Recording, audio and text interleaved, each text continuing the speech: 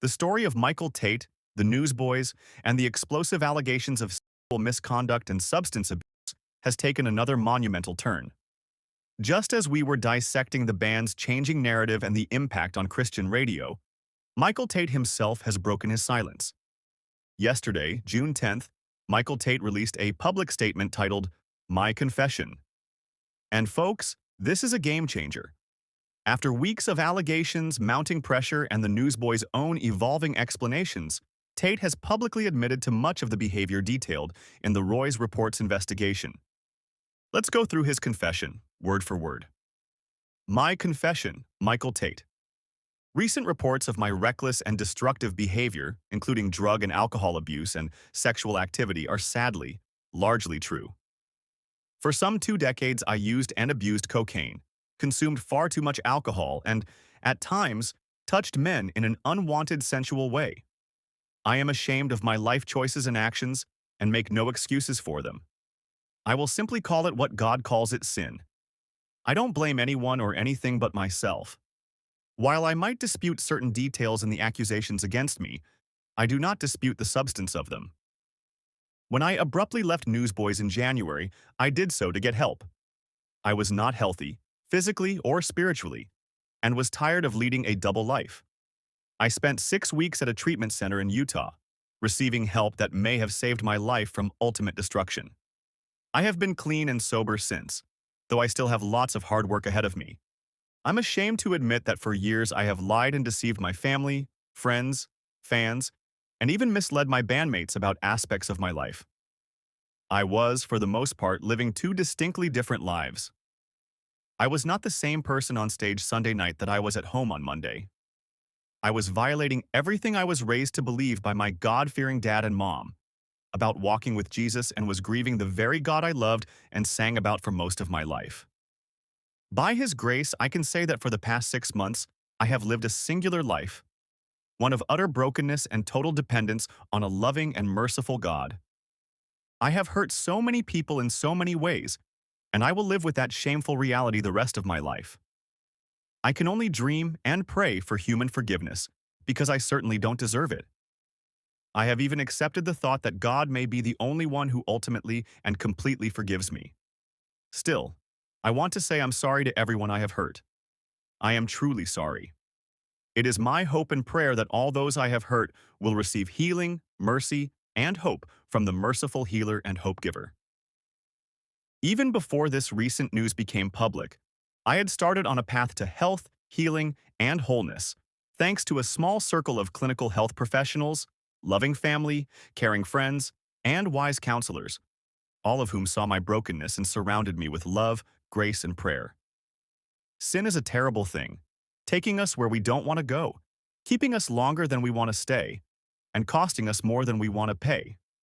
I accept the consequences of my sin and am committed to continuing the hard work of repentance and healing work I will do quietly and privately, away from the stage and the spotlight.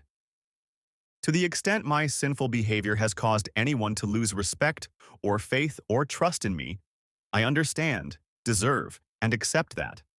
But it crushes me to think that someone would lose or choose not to pursue faith and trust in Jesus, because I have been a horrible representative of Him, for He alone is ultimately the only hope for any of us.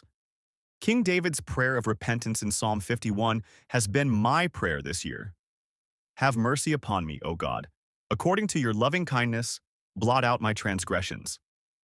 Wash me thoroughly from my iniquity and cleanse me from my sin. For I acknowledge my transgressions, and my sin is always before me.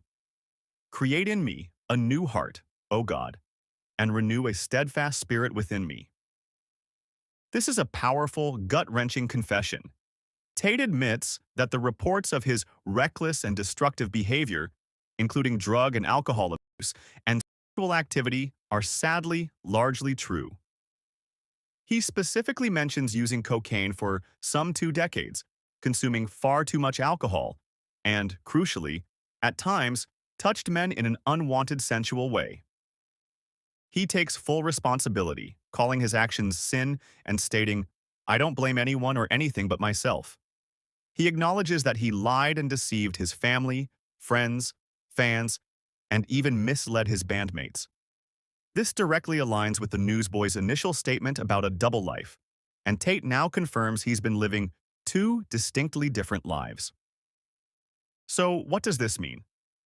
First, for the alleged victims, this confession is a profound validation.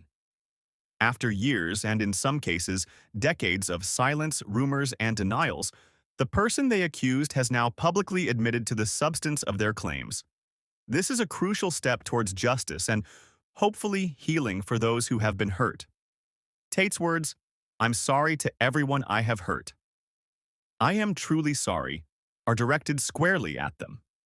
Second, for Michael Tait. He states he left Newsboys in January to get help, spending 6 weeks in a treatment center, and has been clean and sober since. He emphasizes that he will continue this hard work of repentance and healing quietly and privately. This is a journey of redemption he's embarking on, away from the spotlight. Third, and critically for the newsboys themselves, Tate's confession directly corroborates their statement that he admitted to a double life when he left. However, it also highlights the persistent questions that we've been discussing. If Tate was living this life for some 2 decades, if he was misleading his bandmates for years, and if there were rumors over the years that Adam Agee admitted to hearing, it raises even more sharply how much was truly not known, or perhaps allowed to remain unknown, by those in his immediate circle and management. The statement from the newsboys said, "We never imagined that it could be this bad." Tate's confession, while confirming the double life, leaves that specific line hanging in the air. Did they truly not imagine the sexual assault component or just the extent of the drug and alcohol abuse? Tate admits to touching men in an unwanted sensual way. That's not just a double life. That's criminal. And what about Wes Campbell, the Newsboys manager, who was allegedly fielding complaints for years about specific incidents, including pictures and being caught on the tour bus with other men?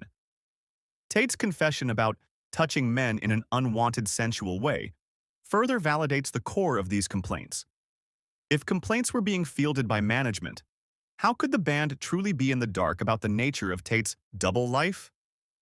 Tate's confession is a watershed moment, but it doesn't close the book on accountability for the systemic issues within Christian music. It's an admission that will inevitably shift the conversation from if these things happened to how they were allowed to continue for so long and who facilitated the silence.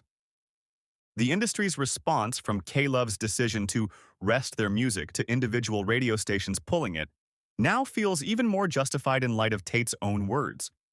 The pressure for transparency and accountability within Christian music will only intensify. This is a raw, painful moment for everyone involved: the victims, Tate himself, the newsboys, and their millions of fans. Tate is committed to a path of repentance and healing, and that is a significant step.